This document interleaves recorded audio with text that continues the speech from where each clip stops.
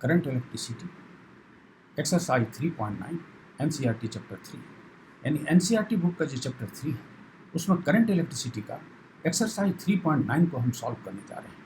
ये प्रॉब्लम क्या है 3.9 कि number density of free electrons in A copper conductor estimated in example 3.1 is 8.5 into 10 to the power 28 per meter cube. How long does an electron take to drift from one end of wire 3 meter long to its other end? The area cross section of the wire is 2 into 10 to the power minus 6 meter square and it is carrying a current of 3 ampere. अब हम इस question को थोड़ा ठीक explain कर रहे हैं। ये जो number density of free electrons in A copper conductor जो है, ये जो है एनसीईआरटी बुक का जो एग्जाम्पल 3.1 है उससे ये डाटा जो है सो ये लिया गया है। तो मेरा मतलब सिर्फ number density of free electrons है। इसका अर्थ हुआ number of electrons per unit volume, यानी यूनिट वॉल्यूम में जो नंबर ऑफ इलेक्ट्रॉन्स होता है वो जो है उसका वैल्यू यहाँ दिया हुआ है 8.5 इंटू 10 टू द पावर 28 पर मीटर क्यूब है। अब उसके बाद जो है पूछा जा रहा है how long does an electron take to drift from one end of wire 3 metre long to its other end. मतलब एक वायर जो है 3 मीटर का है और उस वायर से इलेक्ट्रॉन को एक एंड से दूसरे एंड तक ड्रिफ्ट करने में, one end to other end, एक एंड से दूसरे एंड तक ड्रिफ्ट करने में इलेक्ट्रॉन को कितना टाइम लगता है, ये टाइम पूछा जा रहा है। फिर उसके बाद है the area cross section of the wire is 2 into 10 to the power minus 6 metre square. और उस वायर का जो वायर यूज हुआ है उसका area cross section 2 into 10 to the power minus 6 metre square है and it is carrying a current of 3 ampere. और उसमें 3 एम्पियर का करंट जो है फ्लो हो रहा है। इसको हम और अच्छा सा आपको एक्सप्लेनेशन होगा, जब इसके डायग्राम को हम एक्सप्लेन करेंगे तो आपको और अच्छा से जो है वो क्वेश्चन क्लियर हो जाएगा। ये देखा जाए PQ जो है एक वायर है जिसकी लेंथ जो है 3 मीटर है और P जो है ये फर्स्ट एंड है और ये लास्ट एंड है। ये जो है कैपिटल A ये area cross section of the wire है और ये इलेक्ट्रॉन का ये पोजीशन बनाए हैं और इलेक्ट्रॉन जो है सो P से Q तक जो है वो ड्रिफ्ट कर रहा है और VD यहाँ लिखे हैं ड्रिफ्ट स्पीड। तो ड्रिफ्ट वेलोसिटी या ड्रिफ्ट स्पीड ये क्या होता है, ये थर्मल वेलोसिटी से जो है सो काफ़ी कम होता है। मतलब थर्मल वेलोसिटी काफ़ी हाई है और इस वेलोसिटी का ऑर्डर जो है 10 to the power minus 4 metre पर सेकंड का ऑर्डर में होता है, यानी बहुत कम इसकी वेलोसिटी होती है। तो ये कहा जा रहा है कि इलेक्ट्रॉन को एक एंड P एंड से Q एंड तक ड्रिफ्ट करने में कितना टाइम लगेगा। यही जो है इस ये क्वेश्चन में जो ये लिखा हुआ है, how long does an electron take to drift from one end of wire 3 metre long to other end. यानी इलेक्ट्रॉन को एक एंड से दूसरे एंड तक ड्रिफ्ट करने में कितना टाइम लगेगा। तो सभी डाटा को हम यहाँ लिखते गए हैं और देखा जाए। पहले लिखें number density of free electrons n जो 8.5 इंटू 10 टू द पावर 28 पर मीटर क्यूब, ये जो है पर मीटर क्यूब है और लेंथ ऑफ द वायर जो है यहाँ कितना 3 मीटर है। और ये जो है इस क्वेश्चन का ये जो भाग है how long does an electron take to drift from one end of wire 3 metre long to other end, इसको मैंने यहाँ और काफ़ी इलेबरेट करके लिखा है। Time taken by an electron to drift from one end to another end of wire, इसको हमने T सपोज किया और ये नोट ऑफ इंटरोगेशन किया है क्योंकि यही मेरा डिमांड है। क्या है time taken by an electron, ये जो इलेक्ट्रॉन के द्वारा टाइम कितना मैंने लगता है एक P एंड से Q एंड तक ड्रिफ्ट होने में। Time taken by an electron to drift from one end to another end of wire, इस एंड से इस एंड तक, one end to another end of wire, वो T है। यही T का मेरा ये डिमांड है। ये जो है ये जो क्वेश्चन में जो लिखा गया how long does an electron take to drift from one end of wire 3 metre long to other end, और ये जो है इसको हमने T सपोज किया और यहाँ जो डाटा जो दिया हुआ है इस क्वेश्चन में, इस सारे डाटा को हमने यहाँ प्लेस कर दिया। ये number density of free electron से लिख दिए 8.5 इंटू 10 टू द पावर 28 पर मीटर क्यूब, यहाँ लिखा है सारे वैल्यू को। Number density of free electron n equal to 8.5 into 10 to the power 28 पर metre cube. Length of the wire जो है 3 मीटर है और ये जो मेरा जो डिमांड है स्मॉल t का, क्या डिमांड है, time taken by an electron to drift from one end to another end of wire, wire के इस एंड से दूसरे एंड तक में जो इलेक्ट्रॉन को ड्रिफ्ट करने में टाइम लगेगा उस टाइम का हमको मांगा जा रहा है। जबकि हमको और डाटा जो दिया हुआ है area cross section 2 into 10 to the power minus 6 metre square और करंट जो वायर में फ्लो हो रहा है वह 3 एम्पियर, यहाँ लिख दिया है इसको। Area cross section of the wire A equal to 2 into 10 to the minus 6 metre square current का वैल्यू 3 एम्पियर लिखा, और हम यहाँ लिख दिया we know that the charge of an electron E equal to 1.6 into 10⁻⁻19 coulomb, यानी charge of electron की हमें जरूरत पड़ेगी, इसलिए ये लिख दिया ये वैल्यू। अब एक्चुअली मेरा क्या डिमांड है, मेरा डिमांड है कि P इंड से Q इंड तक इलेक्ट्रॉन को ड्रिफ्ट करने में कितना टाइम लगेगा, हमको टाइम मतलब कैसे निकालेंगे। इसके लिए हम थोड़ा सा आपको मतलब यहाँ हम ब्लॉक में कुछ लिख रहे हैं, तो ताकि इस सब्जेक्ट से इसको जो है मतलब ये सब्जेक्ट से अलग है, लेकिन समझने के लिए अंडरस्टैंडिंग के लिए बहुत ज़रूरी है, इसलिए इस डायग्राम को हम अलग बनाया है। यानी ये आप जानते हैं कि कोई पार्टिकल t सेकंड में s डिस्टेंस तय करता है।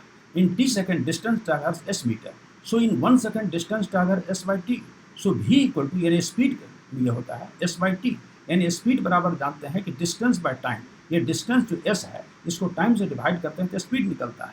तो अगर हमको टाइम निकालना होगा तो डिस्टेंस को हम स्पीड से डिवाइड करेंगे तो हमको टाइम निकलेगा। तो एक्चुअली मेरा टाइम किसका निकालना है, इलेक्ट्रॉन को एक एंड से दूसरे एंड तक ड्रिफ्ट करने में। तो यहाँ लिखेंगे, यहाँ जो टाइम जो है किसका, तो इलेक्ट्रॉन के ड्रिफ्टिंग का। तो डिस्टेंस की जगह हम क्या देंगे, length of the wire. Speed की जगह देंगे जो इलेक्ट्रॉन जो यहाँ से ड्रिफ्ट हो रहा है, ड्रिफ्ट स्पीड जो है यानी ड्रिफ्ट स्पीड वी, इसको जो है सो हम लेंथ ऑफ वायर से जो है यहाँ लिखा है कि time equal to length of the wire by drift speed. Distance का काम लेंथ ऑफ द वायर कर रहा है और स्पीड का काम ड्रिफ्ट स्पीड कर रहा है। तो ये टाइम जो है, जो मेरा डिमांड है small t, time taken by electron to drift from one end to another end, तो ये हुआ L बाय वी। ये जो है इस फार्मूला को हम आगे यूज करेंगे, ये इसलिए सिर्फ नॉलेज के लिए दिखा। अब हम अपने सब्जेक्ट में आएंगे, ये तो हुआ डाटा, और सब्जेक्ट में आप इस तरह से एक्सप्लेन करेंगे, let v d the drift speed of an electron. Electron का जो ड्रिफ्ट स्पीड है, ये जो डायग्राम बनाया था, यहाँ देखा जाए ड्रिफ्ट स्पीड को हमने वी डी मान लिया, और एक रिलेशन है करंट और मैंने ड्रिफ्ट स्पीड का, यहाँ लिखेंगे वी नो दैट करंट यानी I equal to n e A v d, जहाँ I क्या है, करंट है, N जो है ये number of electrons per unit volume है, E जो है चार्ज ऑफ इलेक्ट्रॉन है, A है area of cross section of the wire, v जो है ड्रिफ्ट स्पीड है। तो इस फार्मूला के अनुसार वी यानी ड्रिफ्ट स्पीड होगा I बाय एन ई ए, और वी जो है अब लिखेंगे करंट का वैल्यू जो है सो अभी जस्ट देखे हैं 3 एम्पियर दिया हुआ है हमको, और एन का वैल्यू जो है, एन का वैल्यू यहाँ हम लोगों ने अभी लिखा, यहाँ 8.5 इंटू 10⁻28, एल का वैल्यू 3 है, और टी तो हमें डिमांड में है, एरिया ऑफ क्रॉस सेक्शन है 2 इंटू 10⁻6, और करंट का वैल्यू 3 है, और charge of electron 1.6 into 10⁻19 coulomb है। ये सारे वैल्यू को यहाँ सब्स्टिट्यूट किया, एन की जगह लिखा 8.5 इंटू 10⁻28, और चार्ज ऑफ इलेक्ट्रॉन के लिए 1.6 into 10⁻19 coulomb, area of cross section यहाँ क्वेश्चन में दिया हुआ है 2 इंटू 10⁻6। इसको जो है सो सॉल्व करते हैं तो 3 को यहाँ छोड़ दिया, 8.5 को 1.6 से मल्टीप्लाई किया तो 27.2 हुआ, और 10⁻28 है -19 है, ये 6, ये 25, -25 को 28 से 28 -25 को घटाएंगे तो 10⁻3 होगा इसको सॉल्व करने पर, यानी ये हुआ 3/27.2 इंटू 10⁻3। अब ये देखा जाए 3 को हम 27.2 से डिवाइड करते हैं तो 0.001294, और 10⁻³ 10⁻³ ऊपर जाएगा तो 10⁻³ हुआ, और इसको जो है सो हम 10 से जो है सो मल्टीप्लाई करते हैं तो 10 यहाँ डिवाइड करना होगा, तो 1.1 इंटू 10⁻⁴ मीटर पर सेकंड हुआ, यानी ड्रिफ्ट स्पीड का वैल्यू कितना हुआ 1.1 इंटू 10⁻⁴ मीटर पर सेकंड। ये देखिए कि ये स्पीड जो है ये काफ़ी कम है, और हमको जो है मतलब मेन एम है मेरा टाइम निकालना। तो टाइम क्या होता है, जानते हैं कि length of the wire divided by drift speed, यानी ये जानते हैं कि डिस्टेंस बाय स्पीड जो होता है वह टाइम होता है। तो यहाँ टाइम बराबर लिखेंगे लेंथ ऑफ द वायर, ये डिस्टेंस का काम कर रहा है, और ड्रिफ्ट स्पीड कितना है v d, so t equal to l by v d, और हम एल का वैल्यू हमें क्वेश्चन में दिया हुआ है, यहाँ जो है सो ये डायग्राम में भी दिखाए थे, यहाँ एल का वैल्यू है 3 मीटर, तो एल को हम वी डी से डिवाइड कर देंगे तो ये टाइम निकल जाएगा।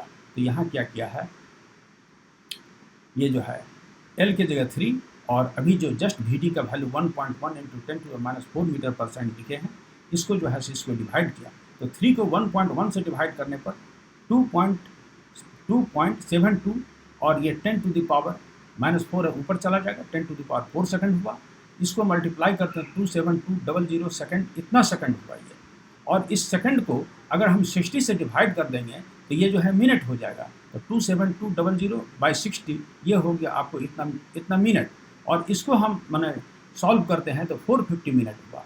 तो कहने मतलब इतने सेकंड जो है ये हुआ 450 मिनट, और इस मिनट को अगर हम फिर 60 से डिवाइड करेंगे तो ये आवर हो जाएगा, यानी 450/60 ये आवर, और इसको डिवाइड करते हैं 7.5 आवर हुआ।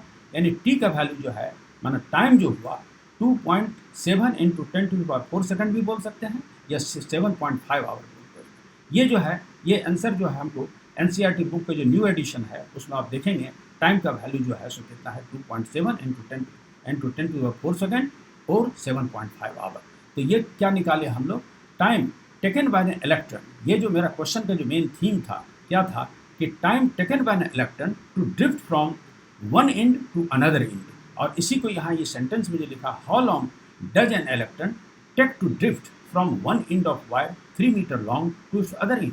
एक एंड से दूसरे एंड तक जाने में, ये ड्रिफ्ट करने में इसको कितना टाइम लगेगा। तो ये टाइम का वैल्यू जो है यही निकाला वन, मतलब ये जो फाइनल आंसर हुआ मेरा 2.7 × 10⁴ सेकंड या 7.5 आवर लगा। अब इस लेक्चर को हम यहीं क्लोज करते हैं।